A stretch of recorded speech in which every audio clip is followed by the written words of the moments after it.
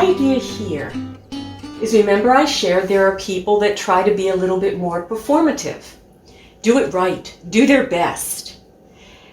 Could you remember, I'm asking you, at least today, other lessons also, could you regress to babydom? Maybe you're even a toddler. But don't be too much of a toddler, because the toddler starts the terrible twos. I don't want any terrible behavior to have a tantrum. I just want it to be fun where you go yes instead of no, okay? Are you saying no to yourself? So as you stand here, just notice how you stand. Are you comfortable? Or does this feel, oh God, can I get off of standing? And then without doing your best, but really with ease, so that the minute you discern anything that feels, I pushed myself, that you don't. You do less. What you'll do is I'm going to ask you first, slowly, to turn around yourself. Just start with your eyes and your head, to notice where you go with ease, stay there, and see a spot on the wall without feeling I couldn't hang here for a while. And then you come back to the center, and then you rotate to the other side. Eyes, head, where it's easy, pause there. Where did you see? And then come back. Just notice how you did it. I'm seeing different variations of doing. And they're all fine. And then slowly let that go. Remember where you looked, and come lie on your back now.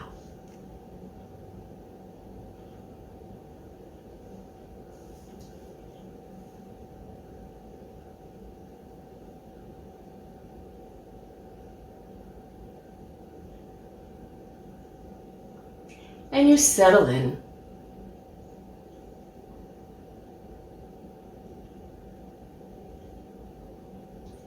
And as you're resting, place your hands at your lower abdomen while your elbows still rest on the floor. And they're there not to do anything, but rather to feel, can I sense my natural breath, the absence of doing? You're just listening. How do you know you're breathing? What is it that clarifies I'm breathing? Is there movement beneath your hands, or movement down into the floor? Or maybe the sense of air coming through your nostrils.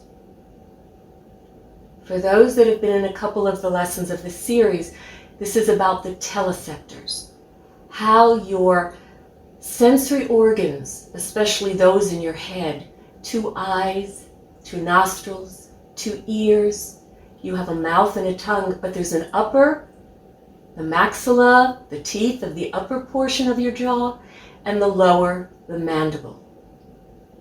And of course, there are the other sensory apparatuses of touch. Your fingers have so many sensory nerve endings that they're feeling things. So you listen. And what is the experience you have lying on the floor? Is it comfortable?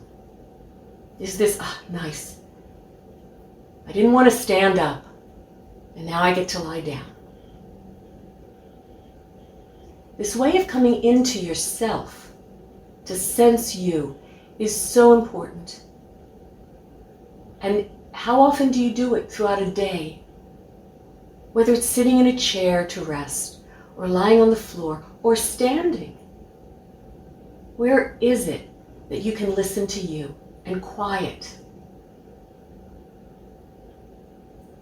And feel how your nervous system, starts to give itself over to feeling I'm on the floor and it's comfortable. Or isn't it? And if it isn't, what would you do to help make yourself more comfortable?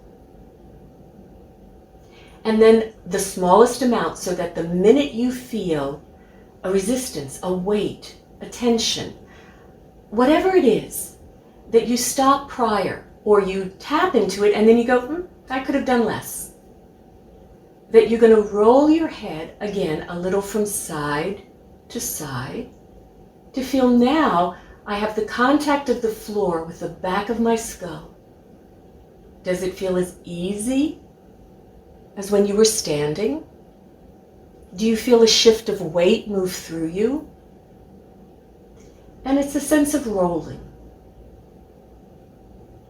Now slowly, is there a specific side you feel you would be more comfortable rolling to? Think about it. And is it a side that there's already something on the floor you're experiencing that says to you, I think I would want to lie on that side to start? The lesson will take you from one side through your back to the other side. And I'm a big believer that if you already feel that I think I would like to lie on this side over that side, that you start on the side you think, I think that's where I want to lie. When you get to the side you are choosing, please bring your hips and knees bent to 90 degrees.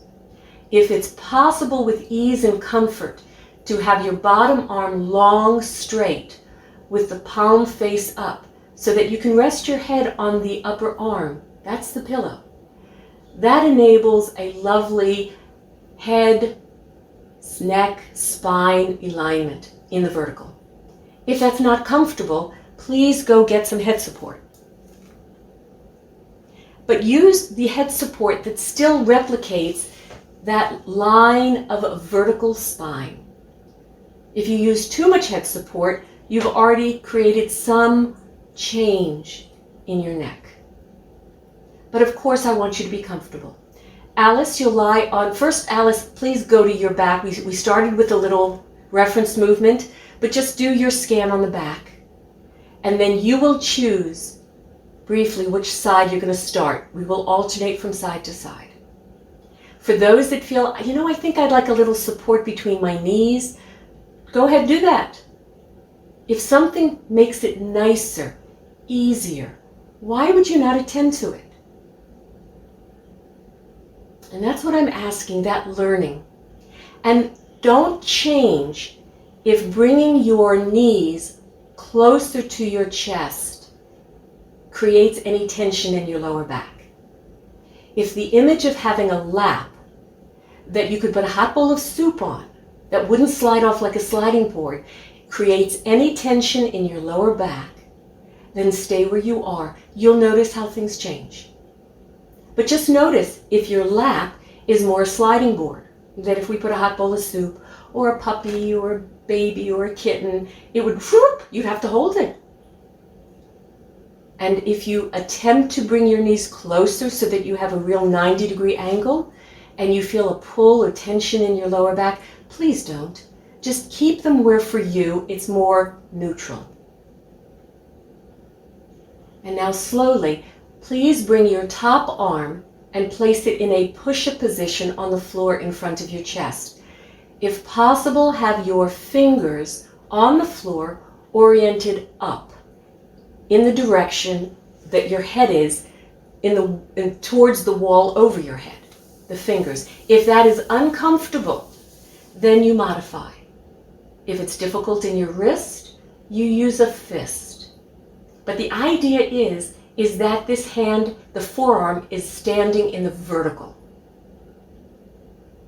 And now very slowly, small, the smallest you can do so that you can listen, begin to roll your head a little towards the floor and then bring it back. And notice when you did this, you heard me, and you're rolling your head a little towards the floor and back. What is a little to you? And then I'm going to ask, since the theme of this week has been the teleceptors, are you using your eyes? And what if I suggested that the top eye, the eye towards the ceiling, is the one that begins to look, arcing, to roll your head a little to the floor? Was that what you were doing? And if it wasn't and you were doing something else, does it make a difference?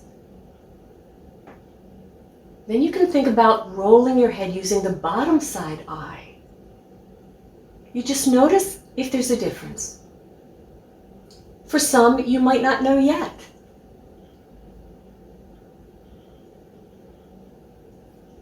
And then you pause. And now think about the nape of your neck. That's the end of your cervical spine. It's called C7. And there's a bony protuberance. So think, for those of you that have had some hands-on, think you could even put your hand there to feel it. You just are asking that one vertebra slowly to begin to allow you to roll from there. And then you come back. But it's small. And it's the rolling a little bit towards the floor in front of you. The moment we either roll the head or we are now rolling the idea initiating from C7, and it's small. The minute we do this, we actually have shifted ourselves away from that vertical axis. So you want to feel how there's a thread, a relationship that follows, and then you come back. I would suggest, because I'm seeing that if it is difficult to have your hand, the top hand, in a push position, and you need to rest, but don't do the movements. You can imagine them, because there's a reason for why that top hand is standing in the vertical. Whether you realize it or not, without using that hand, you are muscularly trying to balance yourself as you roll. Whereas the hand is a support. It's like an anchor. You might even notice that the hand works a little bit. If it's difficult to keep the arm there, the hand there, you could put a little pillow or support to elevate the floor if the problem is reaching to the floor, or if you need a fist. And now slowly, can you come to your top shoulder blade? Now I'm asking, can the shoulder blade of its own accord begin to slide a little over the ribs that would encourage you again in this pattern of a little bit of rolling towards the floor. But you're really thinking only of this small incremental movement of the top shoulder blade, and then it comes back. And I'm really saying, can you differentiate your shoulder blade from the ribs so that it's free to slide over them and return versus you roll as a unit?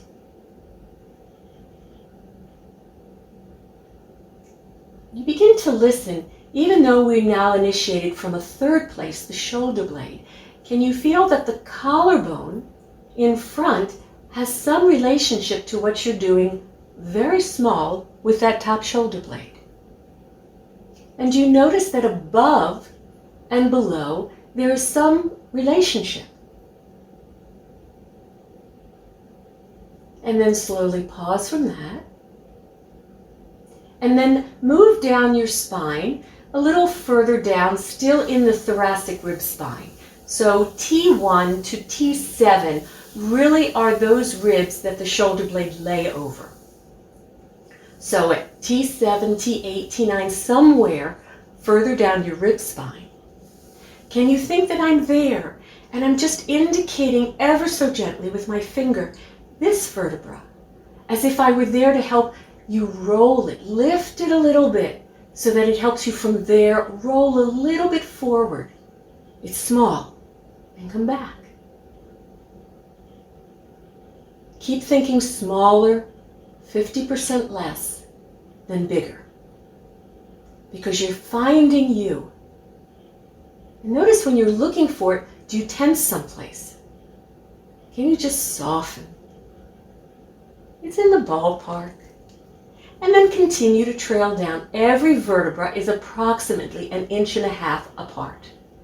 So you think in your mind's eye, oh, Peggy just moved her hand approximately 1.5 inches down to another vertebra, the spinous process, just underneath it, and encouraged a little bit to lift that it would allow you to roll from that vertebra.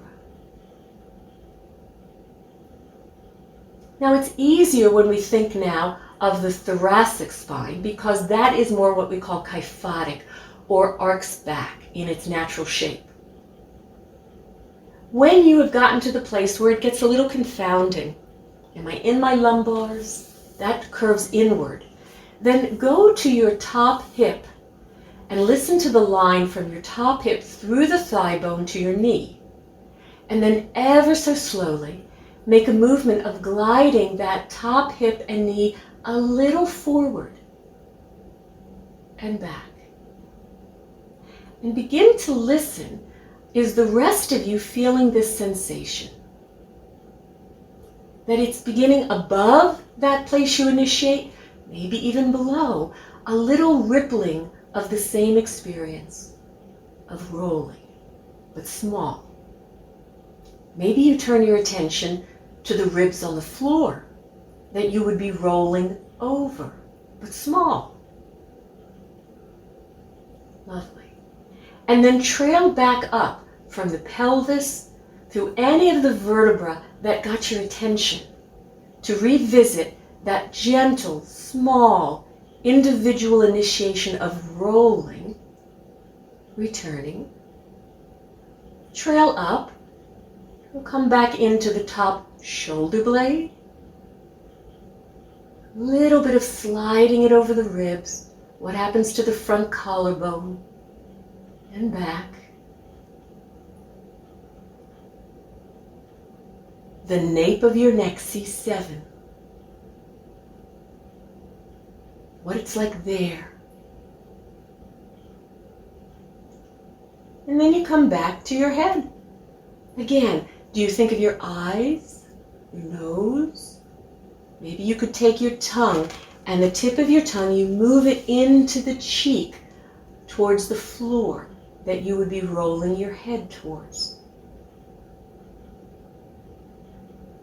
All these different ways to initiate a subtle roll. And then slowly let that go.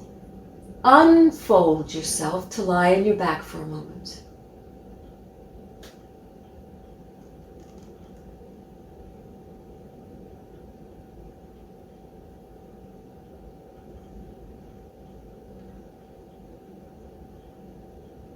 Notice your contact. And is it a little different from when you first laid out? And if it is, where do you discern a difference?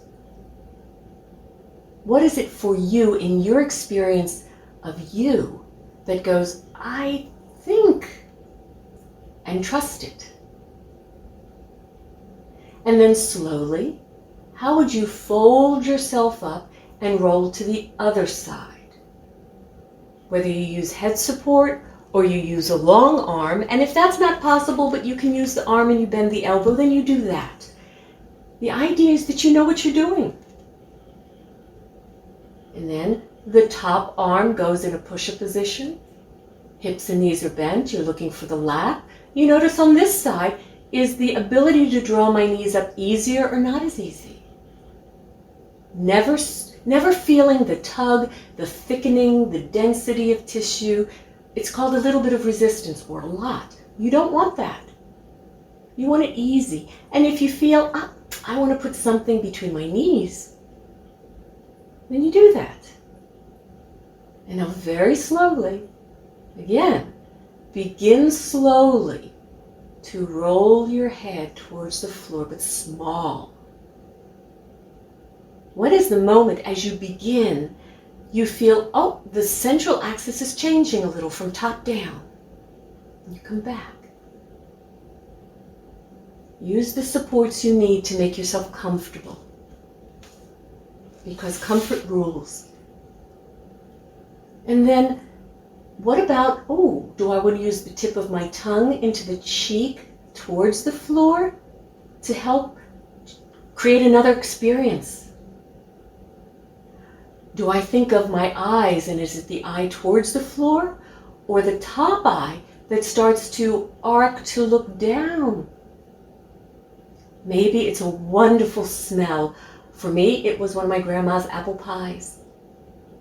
or just something really good. I live in a community where there's a lot of ethnic restaurants, and boy, you can smell the garlic, which I love. Well, when I was driving around a lot. And just, what is it? Is it something you hear that draws your head in that direction? And then move to the nape of your neck. You pause whenever you need. And as if right there, I began to allow you to feel, here you could roll this way from the nape of your neck. Feel if there's a linkage up through your neck to your head and below C7. We call C7 the chapel of C7, and T1 is the temple of T1 into the thoracics. Feel if there's something that starts to passively come along. I speak about the rippling effect, as if I threw a stone into the pond.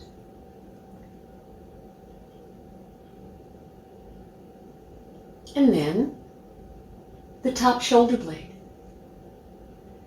The movement is that you are differentiating the shoulder blade to slide over the ribs. When I work with people with frozen shoulder, there's no differentiation. It's this Velcro. It's glued together for that time until we can facilitate with ease that it can differentiate. You just feel what happens in my collarbone, this other collarbone that's now the top side. Do I start to feel the ribs on the floor, moving into the floor? And then after you've done that a few times, come further down your thoracic spine, T7, T8, and imagine the practitioner is there just to shine a light, put a little finger and say, here, that one. Can you create the movement initiating from there? And as you get more into the center of your body, can you feel there might be an equal distribution rippling through you above and below where you initiate? And then you follow another vertebra or two that feels easy and comfortable for you. And then you move to the top hip. Continue the line from the hip through the thigh to the knee. Often when we're lying on the side, it's easy to think of the outside of the hip. Many people who are runners or bikers feel tension in what we call the IT band. That's the outside of the thigh. You could think of that line and just easy. Initiate from gliding the hip a little forward and then just bring it back. It's neutral. Does it give a sense of a little bit of rocking? We rock ourselves to soothe ourselves. Listen to how you breathe. And then trail back up. You can find the same landmarks that you trailed down, or you can choose other ones. This is your playground. And at some point, the ideas will guide you, but then where do you start to, knowing what you're doing, ad-lib within the theme? Because that's your exploration of you finding you, where something is highlighted for you. You noticed something. It means something to you. Versus just following a script. And then when you come back up the trail, and you've returned to your head, rolling the head. Do you use your eyes, your nose, your ears, your tongue? Notice if it's different how that affects the rolling of your head. Small. How you breathe. And then when you finish your trail, unfold yourself, roll back onto your back and rest. Now I'm going to ask a question. Because some people, as soon as they heard me say that, immediately rolled to their back. And other people took a little bit more time. The only question I'm going to ask is, were you waiting for me to tell you you could roll to your back? Or were you feeling before that I want to be on my back. And then you go. This is Feldenkrais. There isn't the judgment you should or shouldn't. What we ask is start to listen to you internally so that you're true to yourself. And roll your head a little from one side to the other to notice if it feels different. And if it does, what feels different for you? Maybe you put your hands on your lower belly and you listen there again. Does something feel different?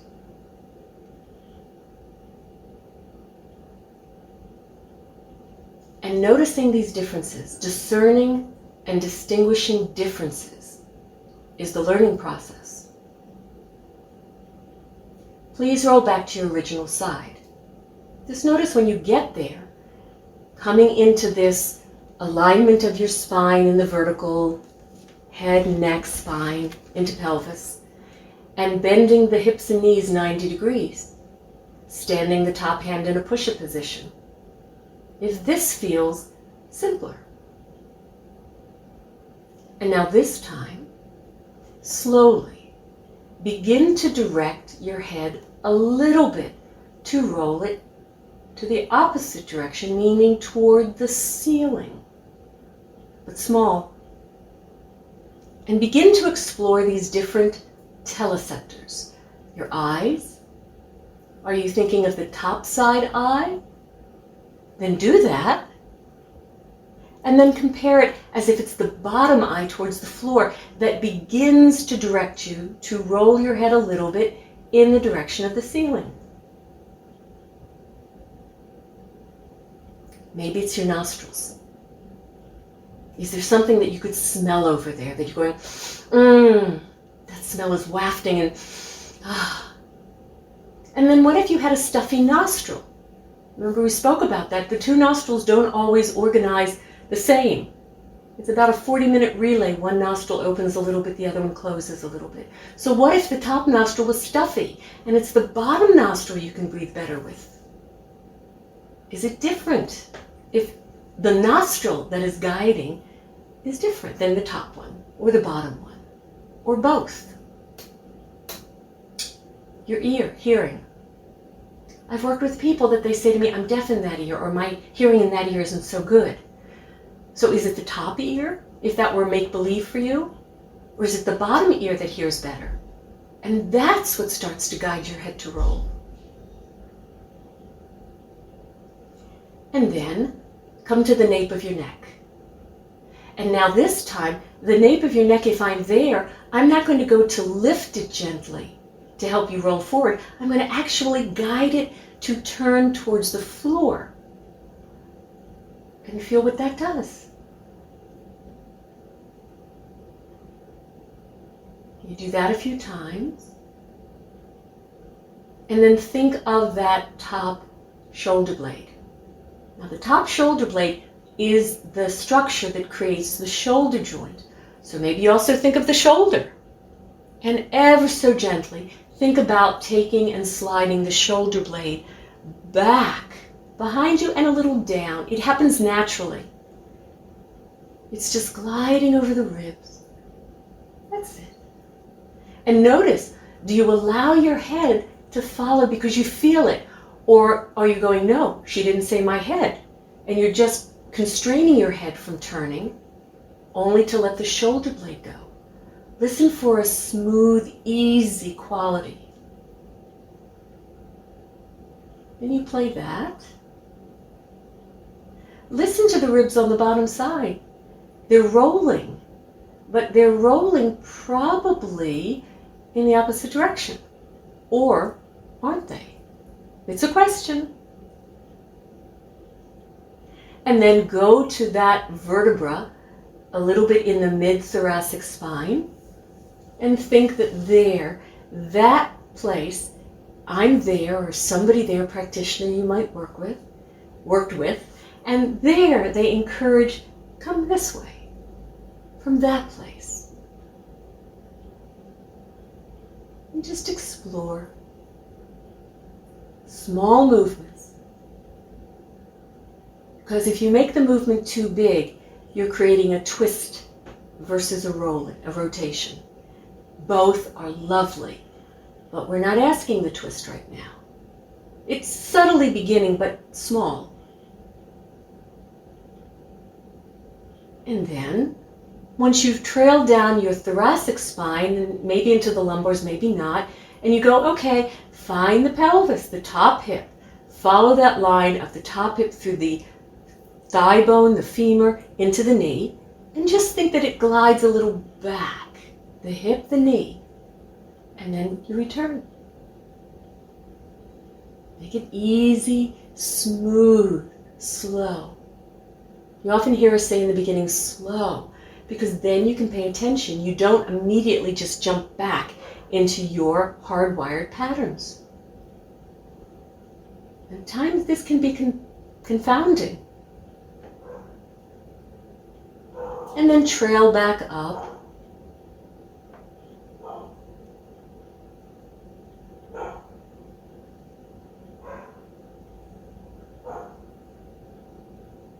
And then slowly, when you get to the mid-thoracics, I'm going to ask you to do something.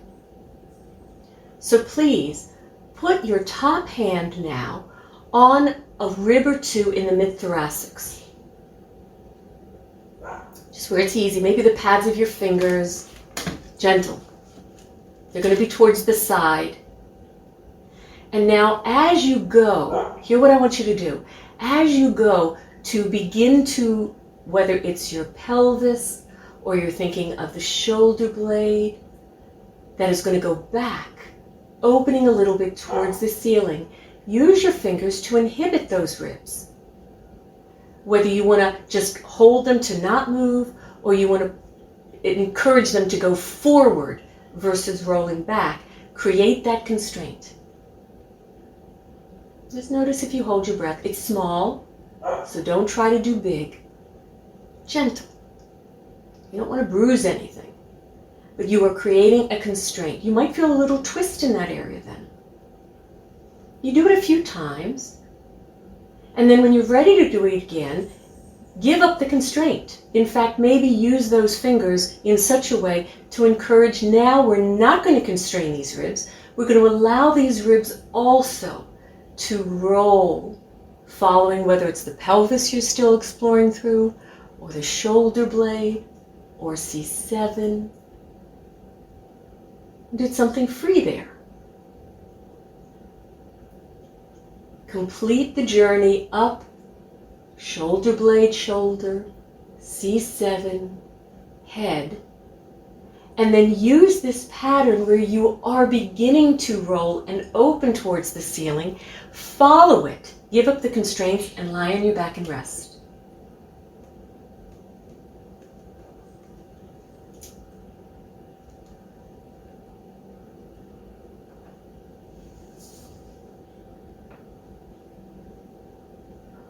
And notice your contact.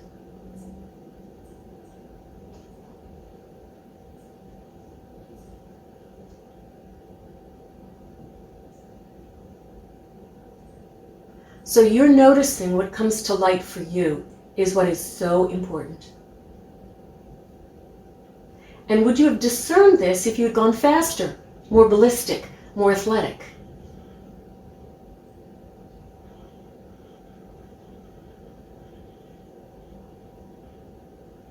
And roll back to the original side.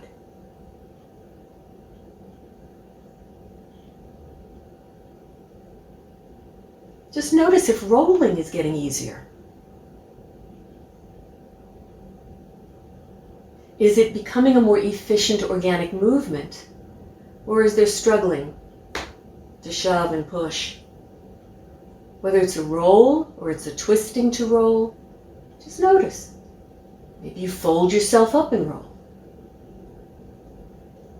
And with the hand, top hand standing in a push-up position, can you understand why? Can you feel it's doing something? Not that you actively do it, but it's there to support you. It helps you balance yourself in this movement. And if it's difficult to use the hand so that the forearm is in the vertical, then you rest it. You imagine, or you find ways to support. Because if there is noise or discomfort, it does no good. But it's different if the arm is not in the vertical and it's resting against you. And you can compare. What is she talking about? It's different. Versus if the forearm is like a frame, a structure. And now slowly, on this side, begin to take your head towards the ceiling. And again, you have these choices. Is it my ear that's hearing something? And that wants to guide me. What does that do to your head rolling? Compared to if you thought of your eyes. And the difference if you think of the top eye or the bottom eye that is guiding the head to roll a little bit. What if you thought of your mouth? There's a rooting reflex where they take the finger to the baby's corner of the mouth to help it understand, here we're going to help the baby who needs to learn how to suckle. Maybe you take the tip of your tongue into that top cheek to guide it there. Easy, easy. And you come back. You go and you come back. And then when you've journeyed there, move back again to the nape of your neck. And ask from there. There. And you notice, do I feel above and below that some passive response? That rippling of movement that I feel, and I'm not resisting it. I just listen to it. I don't add to it. I don't interfere with it. I allow. And then think of that top shoulder blade. And think of sliding it. And return. And what happens to the collarbone in the front? How do you breathe? And maybe these teleceptors of eyes, ears, nose, mouth are still part of it. And then think of those different vertebrae that you were exploring before. Maybe you choose a bunch of different vertebrae. Maybe you revisit the same ones. Where does it get familiar? You know how to find yourself. You know, we know how to find ourselves where there's pain and discomfort. We can go right to the targeted area. It's hot, it's red. It's flaring. Could we find the places that are cool, feel lubricated and nice? Trickle some of that into the areas that aren't so nice. And then the pelvis.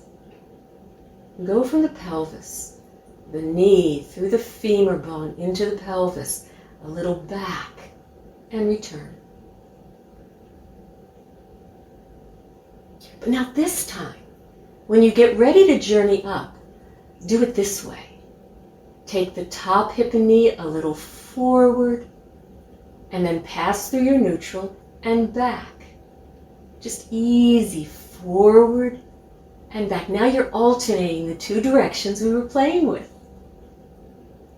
That's it. And does that really start to elicit, this is rolling, like I'm soothing myself.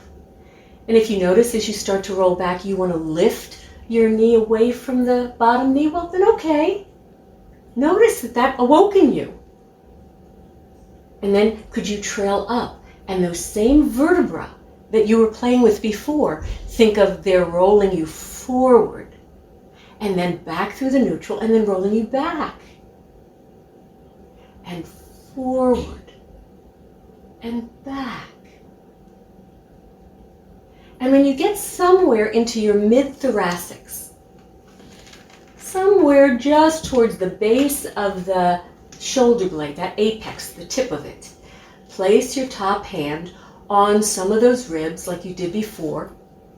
However, when you go to roll forward, interfere, constrain those ribs to not let them move or make them then go back. Then everything comes through the neutral. Then when you go to take those vertebrae back, encourage those vertebrae, those ribs that you're holding, to either not move or to push them a little forward, but gently. So you're creating an oppositional constraint. And maybe for some of you, you go, this is what I do. But do it gently. Gentle. one of the gentlemen I was speaking with, basically by no pain, no gain, force, performative, broke a lot of his toys. A lot of his toys. A lot of surgeries. A lot of interventions. A lot of pain. So be gentle with your toys. And then allow these ribs that you've been constraining, going in the opposite direction, to go with. You just say, we're free to go now. Whether you're rolling forward or you're rolling back. If you don't need the hands to use them at your ribs, then place it in a push-up position or rest.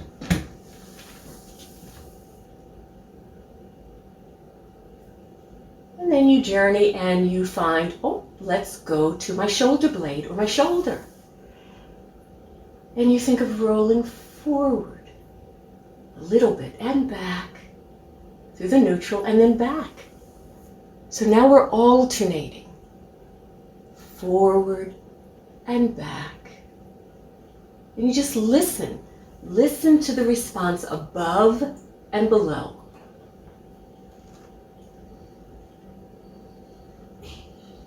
And after you've explored there, move to C7, the nape of your neck, and facilitate there.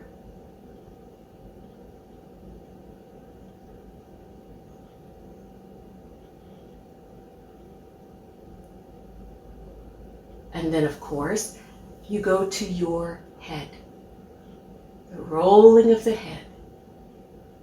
And can you begin to feel, whether you're using teleceptors or whatever way you are thinking of, I'm rolling my head a little forward towards the floor, and then back through the neutral where it's in the plane of the wall in front of you, and then it starts to turn towards the ceiling.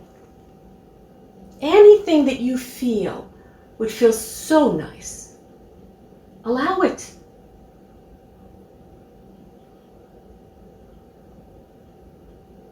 And then if you were given the permission to make it bigger, what would you do? So, what if, as you went to roll and open yourself towards the ceiling, the top knee started to lift?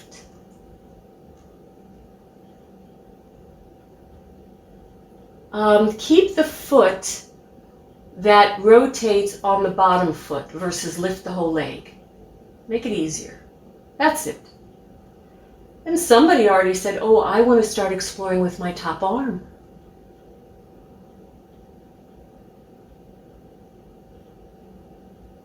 And pause on your side for a moment. And now take that top arm and elongate it as a long arm in front of you. And slowly begin to slide that top arm forward. Think of rolling your head towards the floor. Think of C7 is rolling. The shoulder blade, your spine vertebra are turning towards the ceiling. The top hip and knee are gliding forward. And then go back into your neutral and then reverse it. Take all of those vertebrae back as if they want to go towards the floor. And maybe that top long arm sails through the air with the greatest of ease. Maybe the top knee lifts. And you go back and forth in a rolling pattern.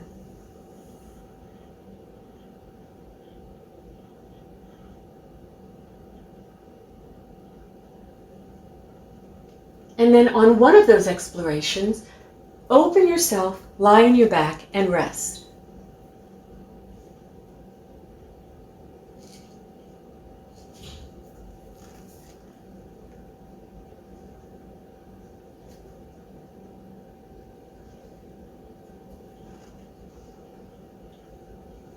Notice your contact, your breathing.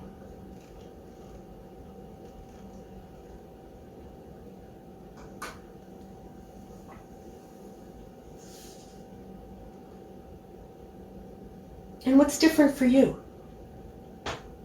And if it's a difference that makes a difference, whatever from this you can remember, Why aren't you doing it every day? Little bits. In bed, going to sleep, in the morning, getting up. Maybe there's a moment where you just go, gosh, I'm just going to get on the floor. 5 minutes. I'm going to scan. I'm going to rest. I'm going to use supports. I'm going to give up doing. And then from there, notice what awakens in your brain. If it's the thought that I need to start to get up, don't just get up. How would you move yourself to come into the position to get up? Fluid, smooth. And roll your head from side to side.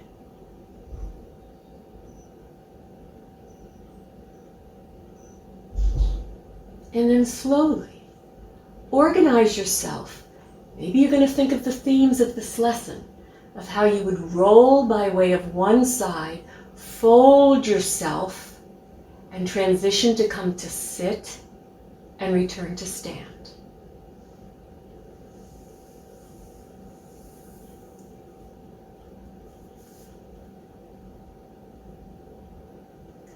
Are you using teleceptors? Your eyes, your ears?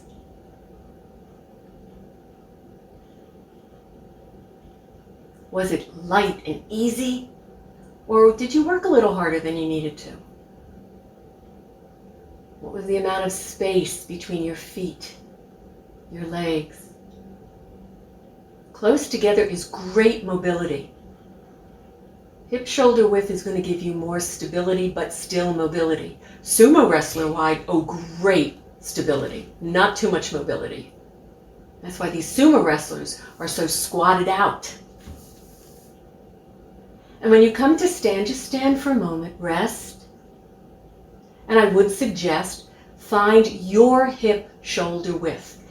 It depends whether you're thinking of the actual ball of the femur and the highest point of the socket, or if you're thinking the outside of the hip joints, or if you're thinking of the sitting bones, the sits bones. It's in the ballpark.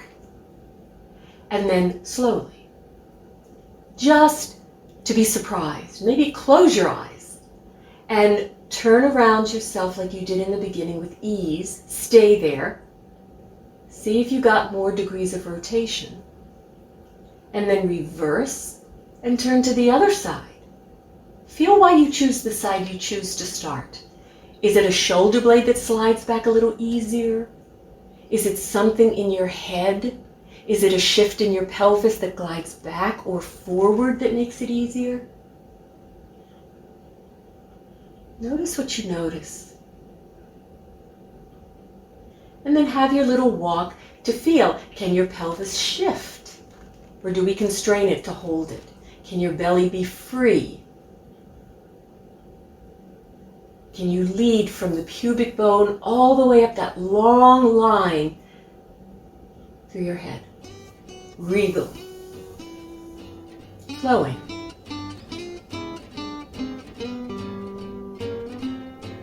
And from this place, I hope you will enjoy your weekend.